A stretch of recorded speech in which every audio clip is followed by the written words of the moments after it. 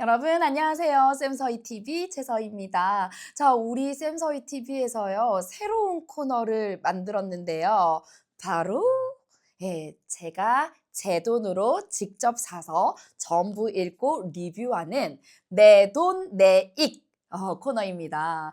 제가요, 꼭 국어 학습과 관련된 서적이 아니라고 하더라도요, 정말 여러분과 나누고 싶은 책들을 따끈따끈하게 직접 사서 다 읽고 또 의미 있는 구절들을 공유하기도 하고요. 또 중요하고 좋은 작품이다 하면요, 같이 공유하면서 읽고 또 리뷰를 같이 해 보도록 하겠습니다. 자, 오늘 야심차게 골랐어요. 우리 이 코너의 첫 번째 책은 어떤 책이 돼야 좋을까? 그래서 따끈따끈한 게 좋지 않을까 하는 생각이 들었는데요.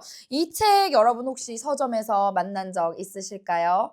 얘가요, 자그마치 2026년 진짜 이 세상에 나온 지 얼마 되지 않았어요. 색깔도 너무 예쁘죠? 자, 이 작품은요, 오래된 시, 사람의 문의, 류수열 저자. 류수열 선생님은 사실 국어 교사들 사이에서는 모르는 사람이 없을 정도로 유명한 교수님이자 정말 수많은 베스트셀러를 낸 작가님이기도 하죠. 여러분, 근데 제가 이 책을 소개하는 이유는요, 크게 두 가지입니다. 우리 쌤서희 TV의 현재 구독자들이 또 수험생들이 많잖아요. 근데 이 수험생들이 요즘에 너무 문제에 치여 살거든. 그래서 기출 문제, 그리고 뭐 수능 특강 수능 완성, 실질적으로 필요한 문제집만 풉니다. 그러다 보니까 작품을요, 다소 기계적으로 접근을 해서 너무 어렵게 느끼는 거지. 그리고 정말 그 작품의 참맛을 잘 모르는 거예요. 그래서 그런 점에서 좀 안타까움이 있는데, 제가 이 책을 서점에서 구입을 해서 딱 읽자마자 무슨 생각이 들었냐면요. 오?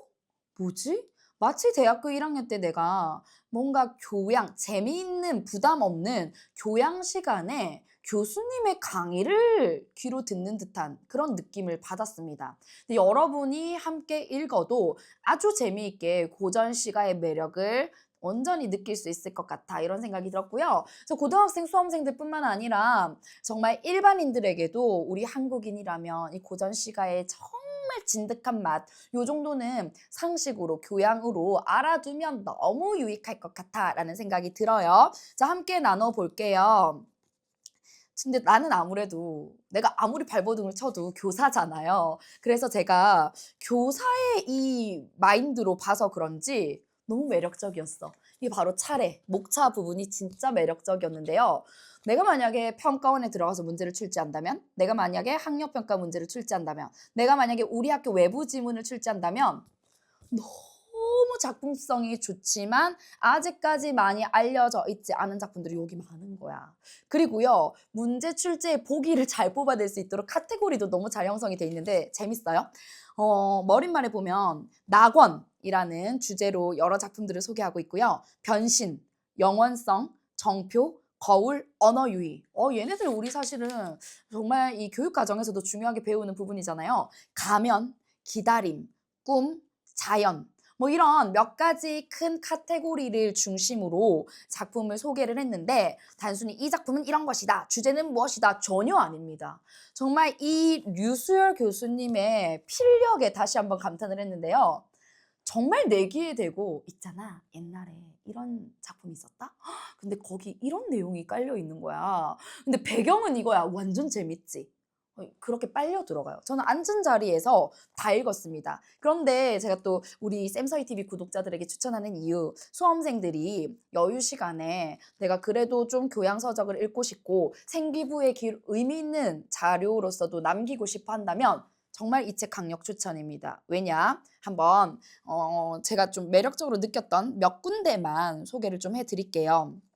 아니나 다를까 2027 학년도 수능 특강 문학에 수록되어 있는 고전시가 작품들이 여기 대거 들어가 있더라고요. 물론 한 번도 출제자들이 건드린 적이 없는 낯설지만 참신하지만 문학적 가치가 충분한 작품들도 꽤 많아요. 근데 그게 딱딱 칸을 나눠서 소개하는 게 아니라요, 자연스럽게 한 편의 이야기처럼 스토리가 쭉 흘러가서요, 진짜 재밌어.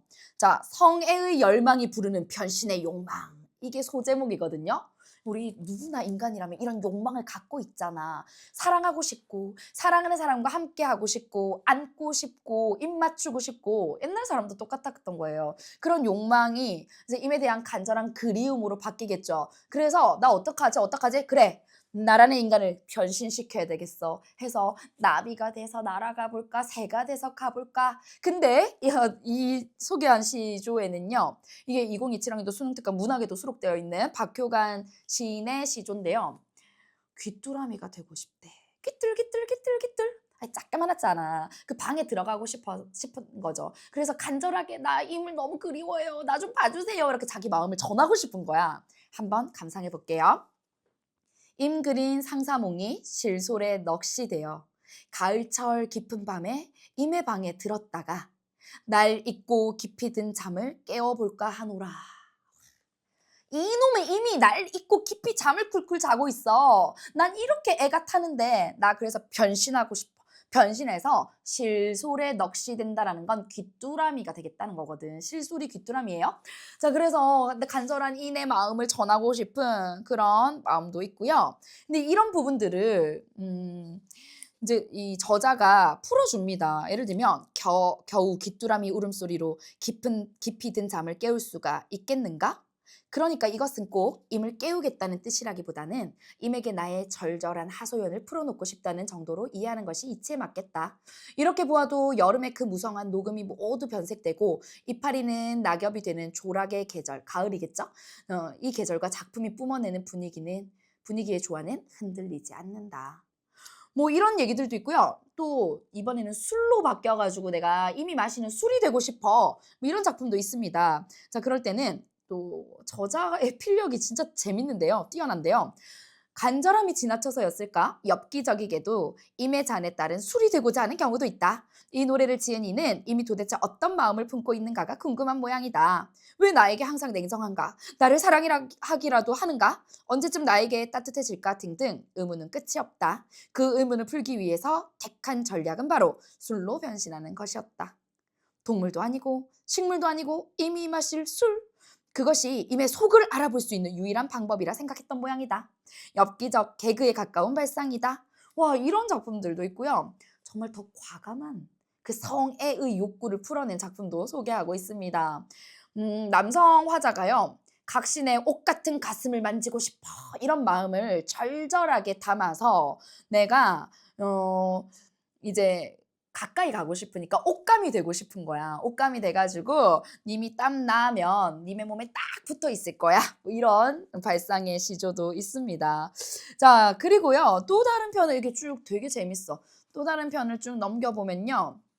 요즘에 왕가 사는 남자 되게 유명하잖아요, 영화. 여러분 보셨어요?